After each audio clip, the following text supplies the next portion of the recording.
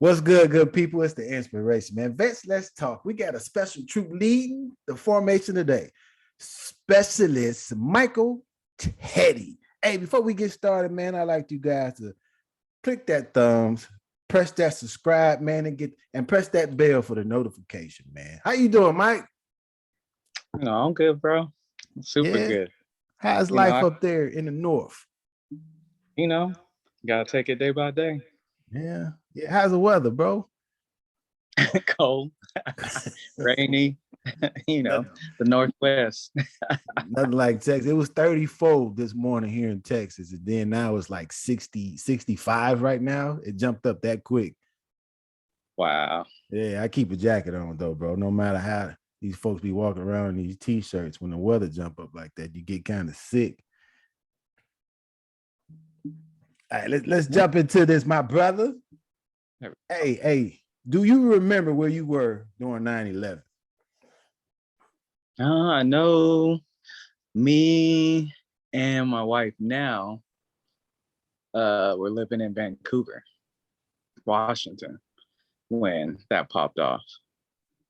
And I remember having a conversation with her and telling her this is going to be a long war. And she was like, no, we're just going to go in there and bomb. I was like, no, this ain't that type of war. Right. It lasted, a little while. Mm-hmm.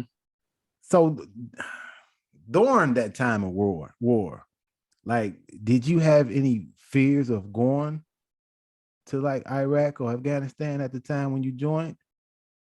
No. I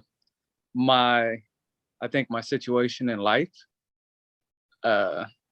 was more pressing to where I needed to do something for a change for me and my loved ones. Okay. So that was what was more important to me than just a war or joining the army. Right. It was a means to an end, I should say. Okay, I got you. What made, like, you joined the military? Can I throw it out there? The age that you joined, like, getting permission beforehand, like at the age of 35, my brother. Like, you got all these young little whippersnappers around you. You live life. You did your thing. You had like probably 5 billion jobs at the time.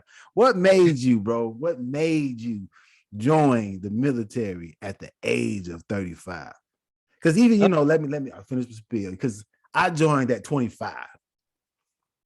And drill sergeants always, they always messed with me. It's like, man, you around all these, you the only 25-year-old here. Everybody else is 18.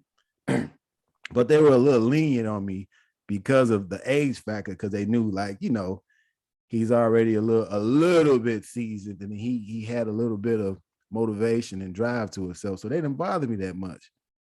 But at the age of 35, and that's kind of big. And hey, man, let me say first off, man, thank you for your service, man. That was kind of selfless to kind of join the military at that age. Well, that's you too, man. And it was 34, when I joined in. Sorry. And I say that to say this is because I did research. I had to do research on military and which ones had the highest cutoff rate. Right. For the age, and the Army was the only one that had that cutoff age that I could get into. Everything else was a lot younger. Right.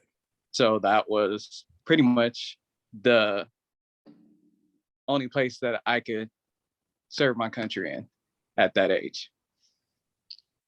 Okay. Is that like pretty much something you always wanted to do? Or it's like you just, like, one morning you just woke up with the notion like, hey man, let me join the military. This might better my family. Either, it'll look good on my resume, and then it changed a lot of things about myself. No, I tried to get in when I was younger. Yeah, I didn't know that, Teddy. When I was in high school, me and a friend of mine who I'll keep nameless, him, but we were gonna do the buddy system. Right. But he failed the test because he thought all the tests were the same, but we all had different tests, and he was copying off of mine, so he failed his. Please say the name. I think I know who you're talking about. He failed his, so I didn't go because he didn't go. Wow. Yeah, or I would have been in there like right out of high school. Wow, I didn't know that, Teddy. I did not know that. Yeah. So, and then you later on came back and you had the notion, since I didn't complete the task or stepping forward when I passed it when I was in high school, let me go ahead and make a change for my family. Was that like sort of your thinking? It was more of, what can I put myself into that's going to give me everything I put into it and give it back to me. And that was an organization that I knew would, Right. Because if you read your contract, is you give them 100% of you, and in return, they give you everything. Even, God forbid I would have lost my life, they would have still took care of my family. Right. That was like the key thing for me. It's like I had a company that I could invest in that would invest in me and my family's future equally. Right. So, being that age, my brother, like, did you have any problems taking commands from anybody younger than you? Because, me being 25, I finished basic AIT and I get to this squad, Ghost Rider, first deployment, the platoon full of infantry, engineers and mechanics and, a couple of cooks. My NCO, he was 20 years old. And I'm like, man, this guy has like really no life experience. But when I come to find out, he was really a cool guy. We had a little chemistry, and I really didn't have any problems with following him or the direction that he had to give. Did you find it hard coming in at that age and listening to somebody younger than you, like probably 10 years younger than you, and you just like you don't know what you're talking about?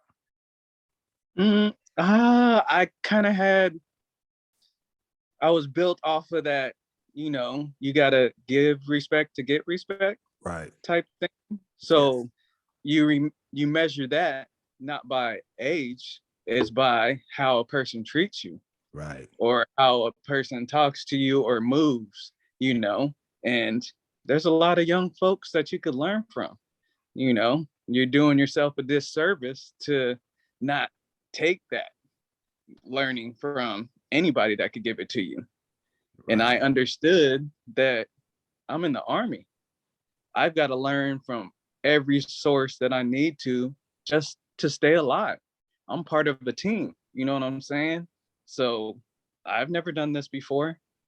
And I got a man that, he may be 24, 23, whatever, but he has the rank of sergeant, and he didn't get that rank when he stepped into the Army. He had to earn that rank. Right. You know what I'm saying? So you have to respect all those factors when you meet all these soldiers, and then, going to basic training, I was older than all my drill sergeants. Wow. But they were teaching me how to stay alive and keep my fellow soldiers alive. Right. So you got to take that stuff serious. And I joined in a time of war.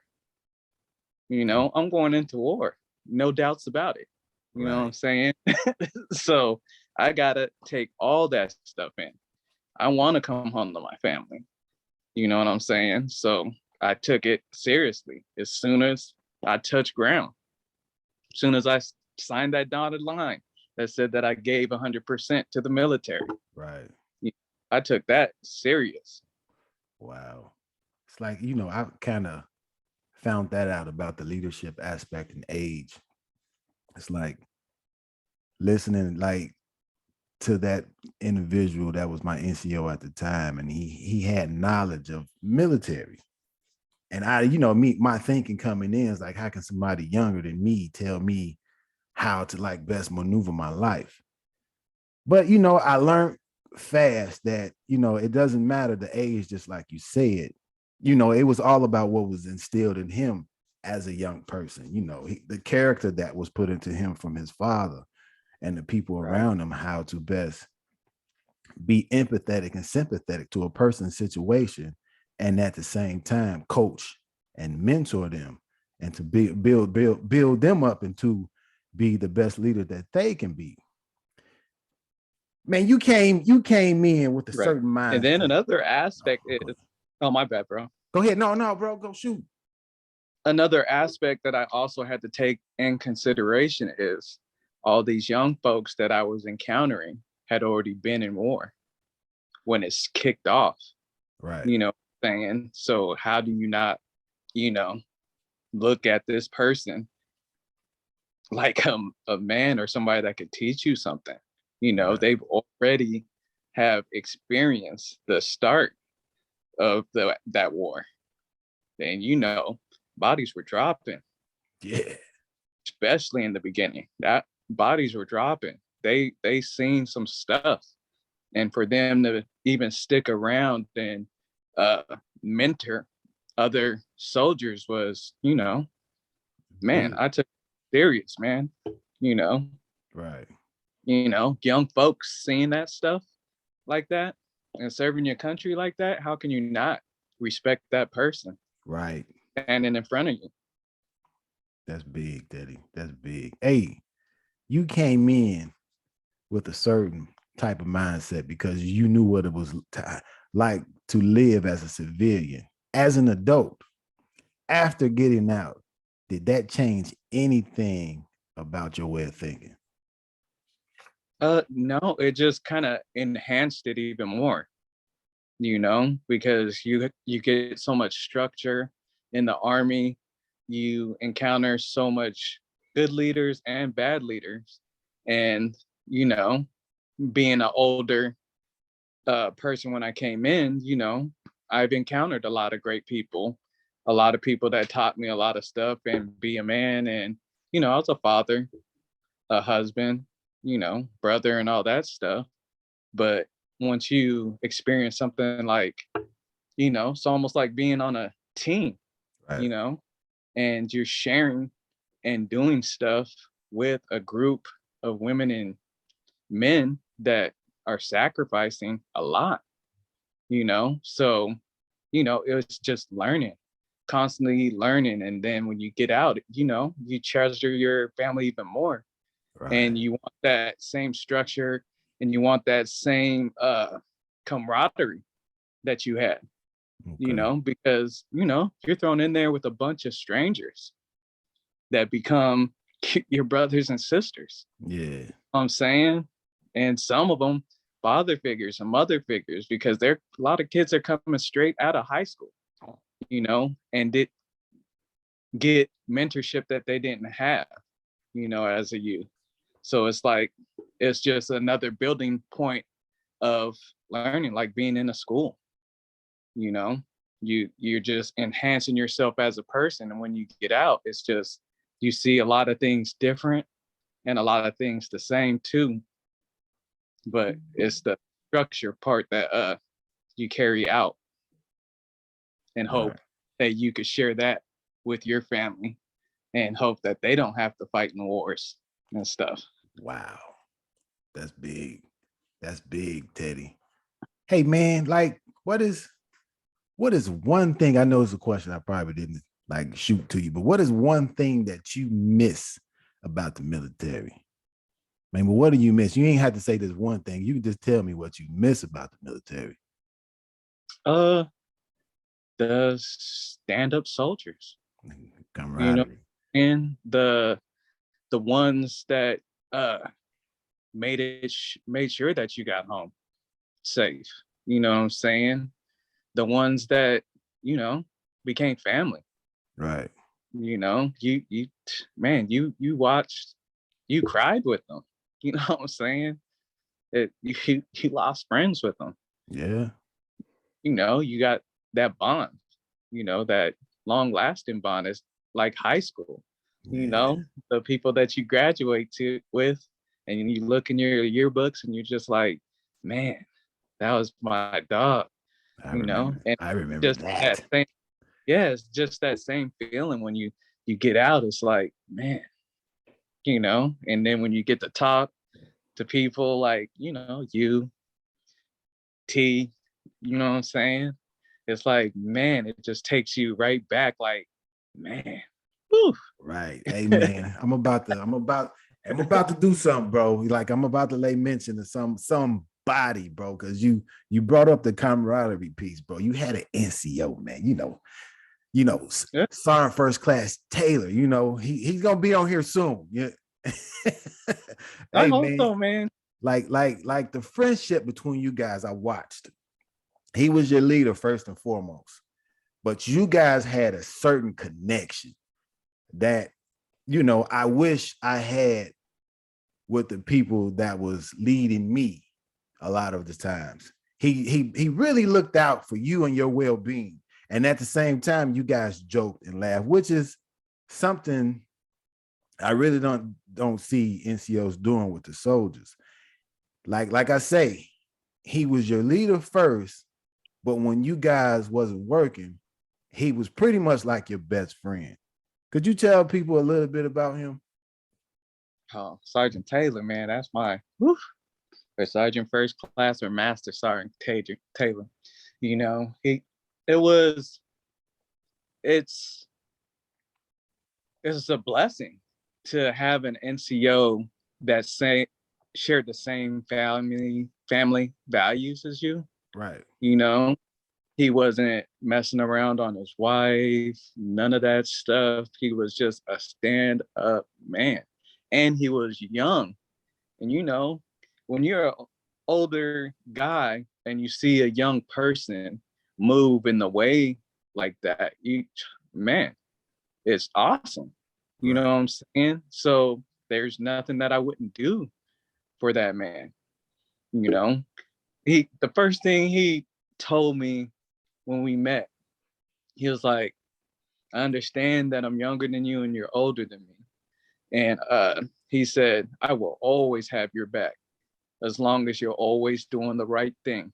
I will always have your back, no matter what. Leadership at its finest. There you go. You Let's know, go. you know, and he's always had my back. That's Because when you know a person, I'm not gonna jump out of character, you know, and I know he's not gonna jump out of character, and when you have two men that take everything that they're doing seriously like that, you know, right. we took the Army regs seriously, we took our job seriously, we took the people around us seriously. We knew that, because you're in the same field as me as a cook and me supply. And then you have, the freaking mechanics, we're the organs of freaking the Army, Right. main organ. You know what I'm saying? And we had to show up, we had to show up all the time through good and bad. And to have somebody move and have pride in his work like that, man, it's a blessing. Man, I had to cherish that, and I had to always be 100% for him, because I knew that, I'm a reflection of him everywhere I go, Right.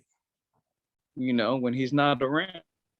And when I see first sergeant, when I see sergeant major, it goes back to your NCO, because shit rolls downhill in our field, and he's gonna get hit if I'm messing up.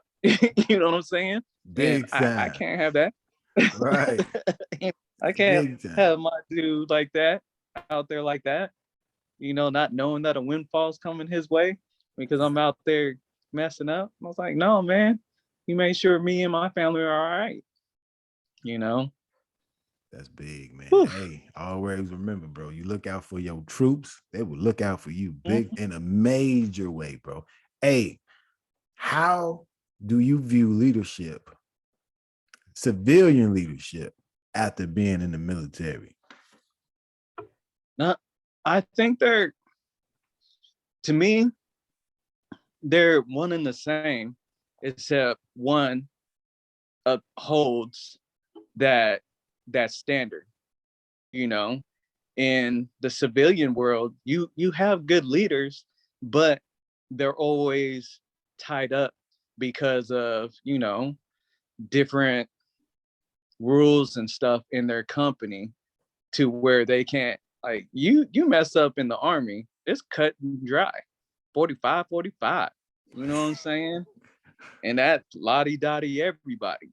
Right. You know what I'm saying? From sergeant major to anybody could get busted down, and Yeah. that's across the board, no ifs or buts. But in the civilian part, leadership has to move different. They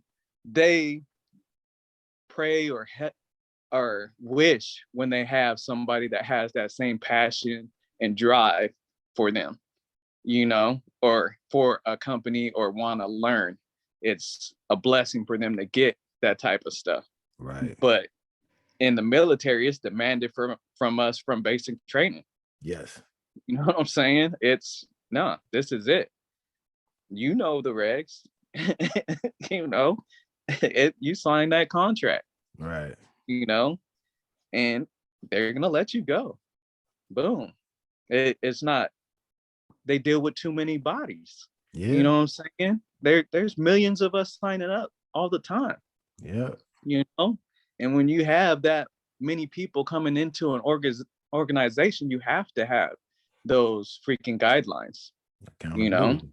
Yeah, because you're serving something bigger than all of us. You're serving America. You know what I'm saying?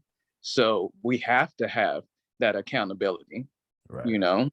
And when you go into the civilian world, it's somebody that had a vision of a company, and he's hoping that the people that he brings into his vision has that same drive that he had when he built, or him or she had when they built that company. Right. But you don't get that all the time. You get people that want to work, but want to work when they want to work. Right. They don't take everything as serious as they should. Like, everything's learning. You want to get to that next level. And that's the other thing about the military. You constantly were trying to get ranked. You know what I'm saying? Next level.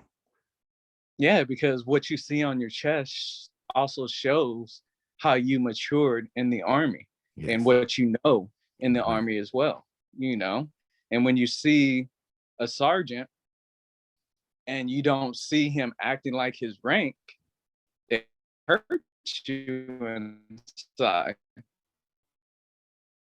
because what he's supposed to be like, blueprint.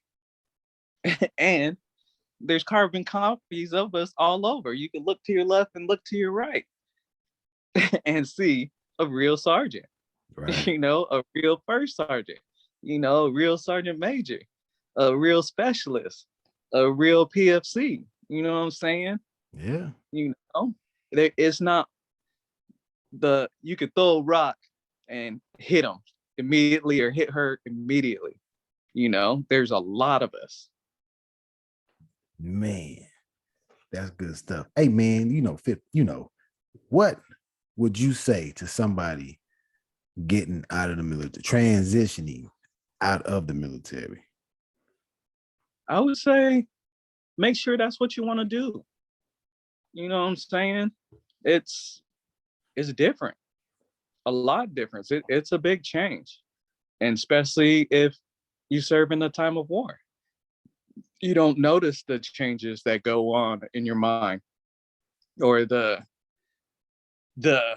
distance that you and your family have, because you're speaking to your family and friends over the phone more often than in person. Right. You're removed from a different type of work environment as well. So your standards, your everything is different, because you moved in a unit for so long. A unit that moved correctly, you know what I'm saying? That has to keep that standard, you know, because, you know, shit, it's America we're protecting. You know, we Yeah, have to have that standard, bro. yeah. And I think for a lot of troops, they kind of lose a lot of things about them as far as upholding a standard because they're not held accountable when they get out of the military. And as far as like taking care of themselves, fitness wise, because it's big. We were made to do PT 5:30, 6:30 in the morning, get back, get dressed, then get to work, and then don't no telling what time close of business was, when we got off work. And when we relaxed, we relaxed. But for some reason, a lot of veterans just get out of the military and they just relax. And when they relax, they stay relaxed. And I put this out here for people to just feel like they're not the only ones out here dealing with certain things, not really worried about the fears of getting out of the military or worried about how they're going to be taken care of after them. And just kind of give them a little bit of strength listening to other veterans tell their side of the stories, because it's too much of the 22 going on, with the mental aspect. And not only the mental aspect, physical, people loss of limbs or whatever it is. We deal with things mentally as far as going to work. I bring up the leadership thing and civilian sector a lot because that seems to be an area a lot of people have trouble with working. And I had a problem with that because I didn't see the standard. A lot of soldiers, I know y'all do when y'all get out of the military. I know you do, but I personally didn't see the standard in the people that I work for. Being that this is a military town, but none of the people that I work for were leaders. I mean, were in the military. So the standard that I upheld for myself, I've always held that over the people that was in charge of me. And when it was chewed up like bubblegum, I had a problem with it, and I always spoke out on that. And I guess that plays a part of what goes on with me mentally as far as certain things. But it's real big to come from a leader and to follow his footsteps in the military. And it's also another thing to keep driving. Just like Staff Sergeant Alade said on the last video, to keep pushing, keep driving, never stop doing what you're doing, because as a soldier, the minute you stop, certain things take place in the body and the mind. Am I kind of long with it there, Teddy? Am I speaking some truth? Yeah, you are. You are. And a lot, but I don't know. I just feel that we are the standard individually, and I feel that once we leave the military, there was a lot of us, and then when you're in an environment where sometimes you're the standard and you can't see the other people that should be holding the standards, it's frustrating to you because we're around a bunch of us, you know what I'm saying, upholding the standard, and the civilian world, it's, it's hard for us because it's a big adjustment, but if you want that standard, you'll find it in a sports team. You know what I'm saying? Big time. you know, Big time. Because you're getting paid, Right.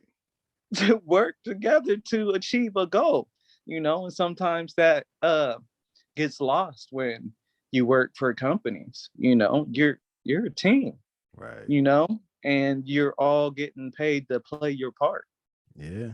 And you know, and it all comes also too is respecting everybody's part. Man, You that's know, you big. can't you can't not respect the person that's not making a little bit of money. You got to start from the bottom to see how the machine moves. You know Yes. what I'm saying? And learn how the machine moves. This is true.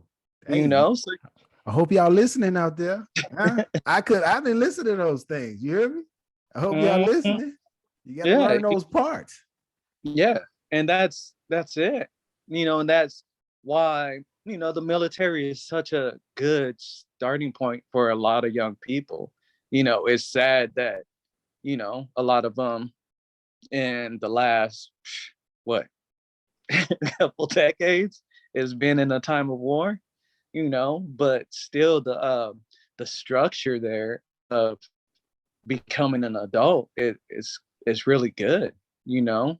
It teaches them so much, you know, versus after high school and going to, you know, working at a McDonald's. If you don't already have like good work values and stuff like that, you're, you know, you're not gonna thrive in that environment if you don't want more good work ethic and you've had good people around you. You could go to a McDonald's and see that you could become more a manager, an owner, and all that other stuff. But that comes from self-drive. And I feel that's what the military gives you, is that self-drive of believing, because you're doing stuff that you never thought that you could do. You're accomplishing stuff that you never thought you would accomplish. You know what I'm saying? And it's for a major organization, you know, the army. You're serving your country. You know, you're doing it at a major platform where you don't have cameras on you all the time, but you still know that you're protecting and serving something bigger than yourself, Right. you know, and to be that young and grow in that type of field of knowing that, you know, you could lose your battle, you know, and you could lose your life, you know, and you have these people, these young people that are getting that strong freaking values at, and that that option of leadership is in their face all the time. You Yes. know, you can become PFC, you could become specialist, you could become sergeant, you could become staff sergeant. You know what I'm saying? Nothing in that change structure is always obtainable for everybody that joins. You know Yes. what I'm saying? They Big can't, time. nobody can keep that away from you except yourself. Yes. You know what I'm saying? And that's another thing about uh the military, because I want to say the military because I don't want to just single out just saying the army just because I was the army in the army, you know, because all those other branches build real freaking strong, reliable young men and women. Right. You know what I'm saying? And man, you could tell when, like, there's a lot of kids in this community that join the army or the Air Force, the Navy after I served, and you could you see their pictures and you're just like, wow. You could just see it in their faces of the confidence and the man. It just lovely. Man, y'all just got a special from recruiter specialist Teddy. Hey, he put it out there for y'all. Go ahead and raise that good on hand and say, I do solemnly swear. Hey, hey No, man, I man, if appreciate you're you. Go ahead. Go ahead. I'm just saying, if you're, you know, I do feel if you're confused on and you don't know what to do or you don't have that guidance or something, there, man, join the military. You know, they they're gonna steer you in the right direction. You know, you're gonna, if you don't have family, by the time you're out, you're gonna feel like you're part of a family. You Right. know, This is true. You you know, know, you get a lot of people, like you get some good stories and you get some bad stories, man. You get a lot of people that love the military and a lot of people that sit back and tell you don't do it. But just like he just said, this is a starting point for a lot of people. It damn sure was for me. You know, it changed my life for the better, not the worse, for the better. Like it's certain things that is afforded to me when I got out of the military, which is major change in as far as your benefits. And that's one thing a lot of veterans don't take advantage of when they get out of the military is education. Using that for a trade or, trying to find ways to find business loans through the VA, starting your own brand or whatever that may be, man. Hey, but Teddy, I appreciate you for your time, my brother. I appreciate you. I Thank you. appreciate you for the platform, and just even taking the time to, share this with us and others, because you're helping us out. A lot of us don't get to talk to other people or don't even want to talk to other people. Yeah, I think that'll probably be my next little video I do is like veterans just speaking to anybody about their service or getting out or even the things going on with you, because we become mute to a certain extent if we feel like a person doesn't meet what we've done or done what we've done, especially talking to a civilian. You got some veterans who run their mouth all day like myself, but no, I'm pretty quiet. But man, hey, thank you, my brother. Thank you. Yeah, bro, I appreciate you, man. Hey, I'm about to close out, man. Hey, man, this is Specialist Michael Teddy leading the formation, man. Don't you guys forget to click that like, subscribe, and ring that bell for notifications, man. Who's up next to lead the formation, man? I need a company commander. Hey, let's go. Who you with? You silly late.